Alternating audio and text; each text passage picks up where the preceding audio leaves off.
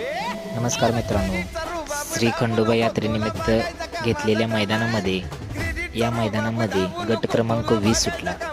सर्वांचा लाडका अर्जुन हा उर्मिलाताई यांचा अर्जुन पळत होता, पण आता करार बदललेला आहे।